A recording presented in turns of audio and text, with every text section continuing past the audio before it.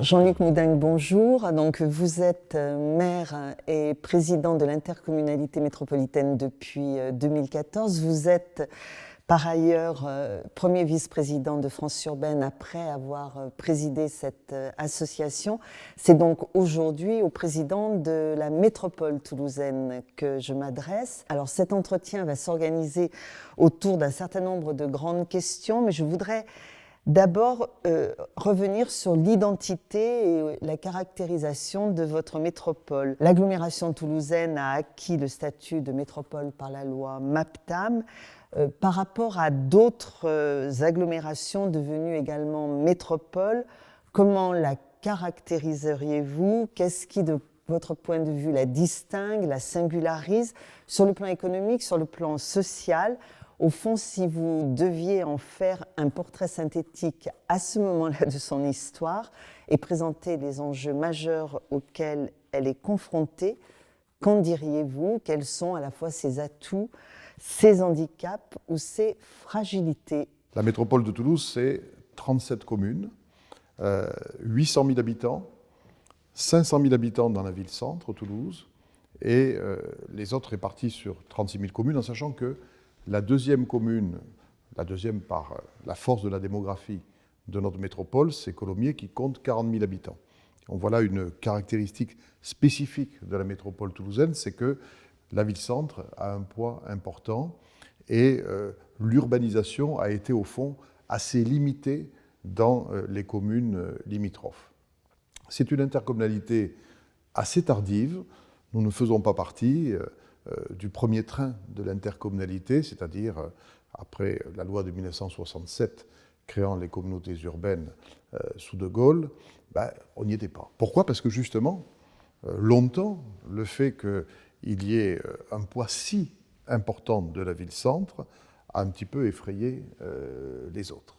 Et donc l'intercommunalité, elle a démarré en 1992, après les lois de 1991 qui ont obligé un petit peu tout le monde à s'y mettre. On a démarré progressivement par le district du Grand Toulouse. Notre caractéristique première, c'est d'être marqué par la force, le poids de l'université, de l'enseignement supérieur, de la recherche. Là aussi, quand on regarde la géographie française, après la région parisienne, c'est sans doute là où il y a le plus d'étudiants, dans une grande ville française, et là où il y a le plus de chercheurs. Et c'est ça qui fait la dynamique, l'attractivité, et qui a construit aussi, à côté d'une industrie marquée par la prévalence de l'aéronautique, de l'espace, des systèmes embarqués également, qui a construit un lien entre ce monde académique et de recherche et un monde économique qui, du coup, se trouve avant tout porté par une dynamique d'innovation. Et c'est cette dynamique d'innovation qui crée l'attractivité, qui crée l'emploi et qui, je pense, nous caractérise. Après, nous avons également une autre caractéristique un peu spécifique, c'est que la ville-centre, et d'ailleurs ça explique le fait qu'elle ait ce poids démographique important, la ville-centre est étendue géographiquement. Je ne sais pas si les Toulousains le savent, mais Toulouse est plus étendue que Paris. On a 500 hectares de plus. Et cela a entraîné une particularité, c'est que les quartiers d'habitat social, ceux qui sont aujourd'hui dans ce qu'on appelle la politique de la ville, ils sont à 90% situés sur le territoire communal toulousain. Et ça, c'est une particularité qui fait que la notion de banlieue qui existe par ailleurs, où les quartiers prioritaires sont situés plutôt dans des communes périphériques par rapport à la ville-centre, ici, c'est différent. Ce double visage de Toulouse, économique et social, je crois que c'est une caractéristique de notre métropole. Et puis, la résultante de cette prégnance de l'université et de l'innovation, c'est la jeunesse. Lorsqu'on compare Toulouse en termes de tranche d'âge aux autres métropoles, on voit qu'ici, le poids de la jeunesse, il est plus important qu'ailleurs.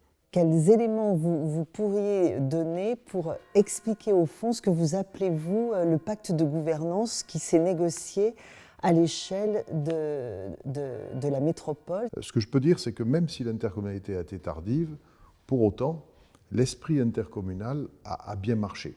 C'est une intercommunalité qui a donc progressé, mais qui n'a pas connu de crise. Et si j'entrais davantage dans les détails, je préciserai qu'au cours de ces 20 dernières années de transformation, non seulement on a parfait notre intégration, non seulement nous avons élargi notre domaine de compétences, mais l'entente entre les communes, l'esprit de partage n'a fait que progresser. La tradition, effectivement, c'est que le maire de Toulouse est président de l'intercommunalité. Pourquoi ? Pour une raison objective, c'est ce poids démographique important de la ville-centre qui, grosso modo, est autour de 63% et qui est extrêmement stable. Même si la ville-centre a un poids dominant, nous n'avons jamais voulu être dominateurs. On a toujours été très attentifs à ce que, avant même que la loi crée la conférence des maires, à ce que les maires se réunissent et que l'essentiel soit décidé par les maires en amont, par la recherche du consensus. Et même sur des sujets extrêmement difficiles ou délicats, je pense par exemple au PLUH, les 37 maires, dans une très grande diversité de situations géographiques, on parle de Toulouse, 500 000 habitants, j'aurais pu citer Mondouzil, qui est la plus petite commune, 250 habitants, tous les maires, quelle que soit leur situation géographique ou leur sensibilité politique, ont adopté ce plan parce que pendant 4 ans, pendant 4 longues années, il y a eu un travail extrêmement ouvert et extrêmement collaboratif. Nous, on ne fonctionne pas avec un mécanisme de majorité et de minorité. Et c'est ça qui change tout et qui constitue notre spécificité par rapport aux autres institutions locales, pas par rapport aux autres métropoles. Dans le pacte d'orientation politique que nous avons co-rédigé ensemble après l'élection, eh bien, vous avez des maires socialistes ou des maires divers gauche, vous avez le seul maire qui est apparenté communiste, vous avez le seul maire qui est membre de Génération, vous avez les indépendants, les personnalités de centre-gauche et les radicaux de gauche, donc vous avez cette diversité. Effectivement, ce qu'on a fait, c'est qu'au début du mandat 2020, nous avons co-rédigé pendant quelques semaines, ensemble, les orientations sur le fond, ce qu'on voulait faire, ce qu'on allait faire pendant ce mandat 2020-2026. Et ce n'est qu'ensuite que nous avons réparti, nous nous sommes répartis les responsabilités, les présidences de commission, les vice-présidences de la métropole avec des délégations. Et cela s'est fait très naturellement et consensuellement. Et je dirais que c'est à cette condition-là qu'on admet que le maire de Toulouse soit président de la métropole. Si le maire de Toulouse avait une pratique toulousaine à la tête de la métropole, je pense que ça ne marcherait pas. Et si le maire de Toulouse, président de la métropole, présidait avec une logique majoritaire, en faisant en sorte que son groupe impose les décisions, sans doute il y aurait une majorité, mais il n'y aurait pas l'esprit. Et donc ça ne marcherait pas. Vous l'avez dit, une métropole qui fonctionne sur une logique consensuelle, vous venez de l'expliquer, sur un périmètre que vous avez indiqué, mais sur un périmètre qui est loin d'être le périmètre de l'impact, au fond, du territoire impacté par le processus de métropolisation. Quand on est au sud, qu'on quitte le territoire de la ville de Toulouse, on est sur une autre communauté d'agglomération. C'est aussi quand même une caractéristique, on pourrait dire, de cette métropole que d'avoir aux portes de la ville de Toulouse, au sud-ouest et au sud-est, en fait, 2 communautés d'agglomération. Ce qui a fait dire à un certain nombre d'observateurs, au fond, que le territoire de la métropole était peut-être plus incomplet que d'autres territoires, d'autres métropoles. Est-ce que ça, c'est un problème, une difficulté ? Comment, au fond, vous pouvez aborder sur un certain nombre de questions qui impactent ces territoires la question du travail avec vos 2 voisins, en fait ? En réalité, si on en est là, c'est parce que, je dirais, c'est le fruit de l'histoire. Il y a eu des vagues d'adhésion successives. Le district du Grand Toulouse, c'était une dizaine de communes. On est aujourd'hui à 37. Donc il y a eu des vagues d'adhésion successives. Pour autant, Il y a des communes qui n'ont pas souhaité nous rejoindre, et puis, bon, disons-le, il y a eu des considérations politiques. Après, en dehors de ces considérations politiques, si jamais elles n'existaient pas, qu'est-ce qu'on ferait ? Je ne suis pas sûr d'avoir la réponse. Je ne suis pas sûr d'avoir la réponse parce que se poserait la question, quel est le périmètre pertinent ? Donc, si on recherchait la pertinence absolue de l'impact du noyau métropolitain, on aurait un monstre de 1 500 000 habitants, 400 communes, je crois. On aurait sans doute quelque chose qui serait pertinent en termes d'économie, de trajet, de mobilité, enfin, de géographie. Par contre, on aurait quelque chose qui, j'en suis persuadé, serait totalement ingouvernable. Donc en réalité, quand on se pose la question du périmètre pertinent et que l'on met de côté les considérations politiques qui pèsent quand même beaucoup, on n'a pas forcément la solution. Pour donner une tonalité positive tout de même à la réponse à votre question, je ne veux pas laisser passer l'idée que même si la métropole vit avec 2 communautés d'agglomération, on vit à côté sans vivre ensemble. Bon, nous faisons beaucoup de choses ensemble, en vérité. Nous sommes dans le même SCOT. Et puis, il y a un deuxième sujet sur lequel nous sommes ensemble, c'est les transports en commun. Alors, on est ensemble à hauteur de 110 communes. Certains disent que ce n'est pas assez. Enfin, quand même, 110 communes, c'est plus que les 37 de la seule métropole. Donc, nous avons tout de même, sur des choses essentielles, des feuilles de route communes. Je le disais, les métropoles aujourd'hui, elles sont confrontées à la question des transitions, dans la diversité de ces transitions-là. Vous avez dit tout à l'heure que la métropole toulousaine était probablement une de celles en France qui connaît le plus fort développement démographique, qui continue à croître de manière considérable. Avoir à faire face à l'accueil d'autant de nouveaux habitants oblige évidemment à construire. On est probablement une des métropoles la plus étalée, je n'aime pas le terme, mais la plus périurbanisée, vous le disiez, sur un périmètre qui est 400 communes au moins. Ce qu'on a beaucoup entendu dans d'autres métropoles, c'est qu'au fond, cette espèce de course qui a pu exister à la croissance, parce que c'était le signe d'une dynamique forte. Aujourd'hui, on pourrait dire qu'il y a un certain nombre de métropoles qui pensent que si elles sont plus discrètes, si elles se développent moins, elles sont peut-être dans de meilleures conditions pour affronter ces transitions. Alors on pourrait dire qu'à Toulouse, c'est une question centrale. Quel est votre point de vue? Comment vous l'analysez? Effectivement, la course à l'attractivité, grossir, selon moi, ça ne peut pas être un objectif. Pour autant, nous grossissons. Et je ne suis pas sûr que nous grossissions parce que le président de la métropole ou les élus de la métropole le décident. Donc nous devons gérer notre croissance. Et notre problème, effectivement, c'est de gérer notre croissance. Et gérer notre croissance, ce n'est pas forcément envoyer à l'extérieur un message qui dit « Voilà, nous avons tous les records de croissance et nous voulons les garder, venez, venez ». Effectivement, je pense que ce message-là, c'est assez obsolète. Le défi pour nous, c'est d'arriver tout de même à répondre à cette demande d'accueil, mais en travaillant de manière beaucoup plus approfondie que ce qu'on a fait jusqu'à maintenant, le cadre de vie, la qualité de vie. Et c'est là où la transition écologique, la transition énergétique prend toute sa place. La loi climat et résilience d'août 2021 est venue créer une obligation d'application immédiate. Et effectivement, depuis plusieurs mois, nous sommes en train de faire notre révolution copernicienne. Nous sommes en train de lire les plans d'urbanisme avec un regard différent. Et voilà, quand il y a écrit sur un plan d'urbanisme zone AU, ça ne veut pas dire qu'on urbanisme, point final. Et donc, ces derniers mois, nous avons retravaillé des projets qu'avaient mes collègues maires dans leur commune, sur lesquels ils comptaient.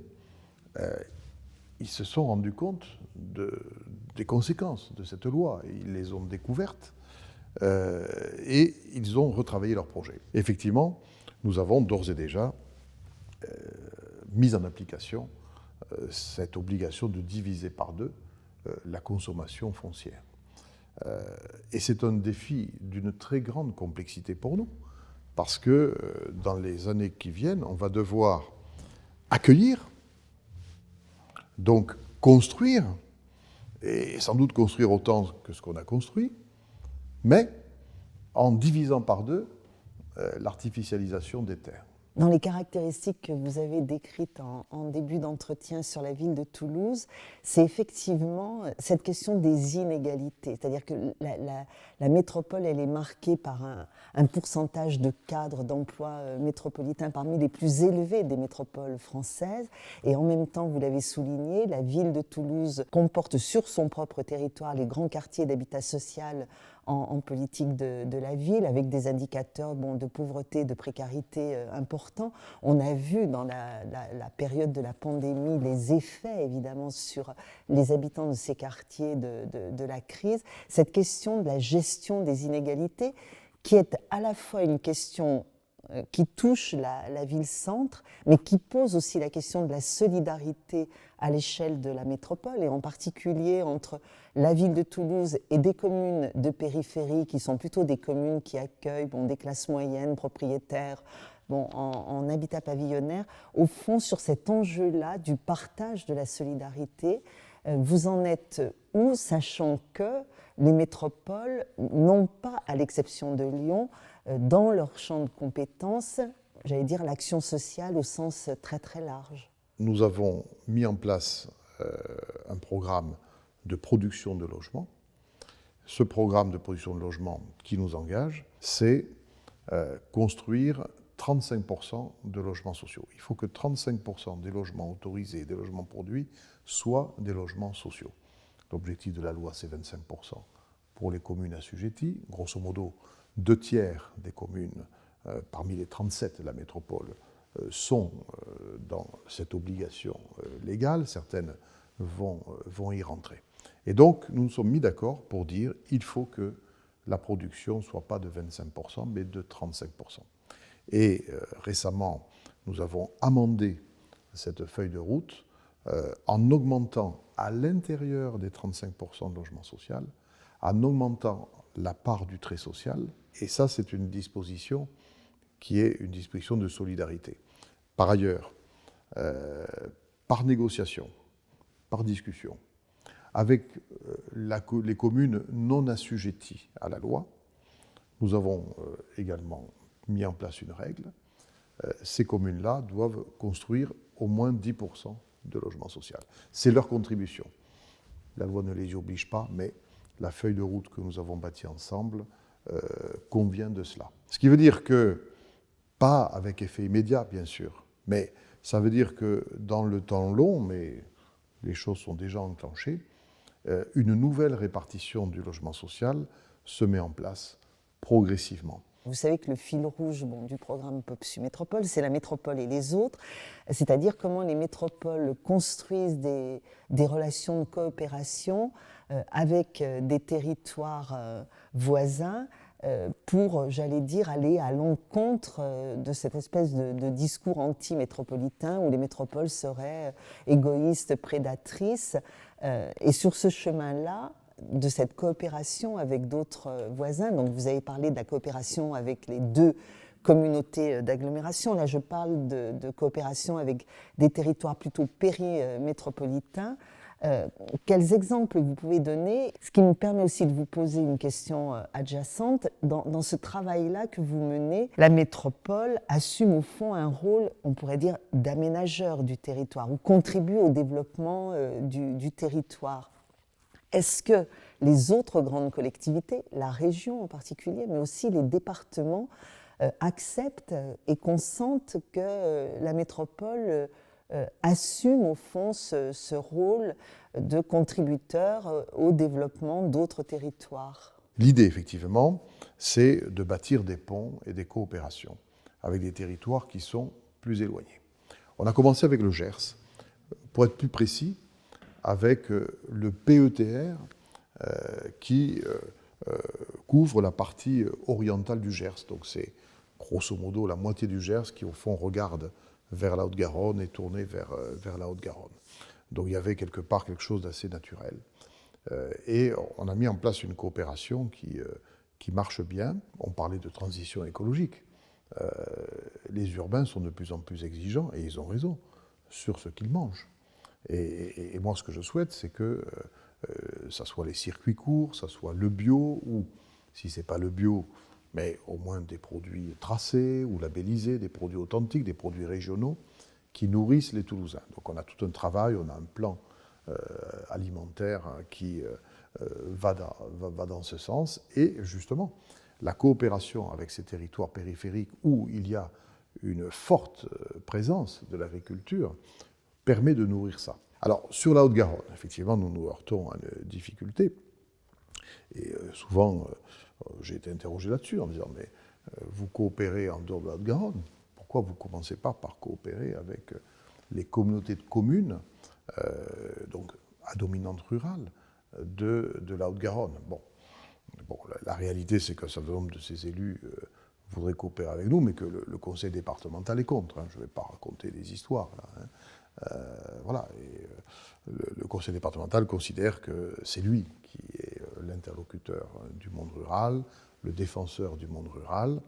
Et lorsque l'on parle en direct ou qu'on veut établir une relation directe avec une intercommunalité à dominante rurale, il le vit comme une incursion dans son domaine. Avec les régions, les choses ne sont pas de la même manière, parce que la région intervient à un échelon beaucoup plus vaste, et la loi NOTRe, qui a été pourtant décriée, du point de vue des rapports de travail et surtout de l'articulation des compétences, en particulier sur l'économie, entre la région et la métropole, je considère que la loi elle est bien faite.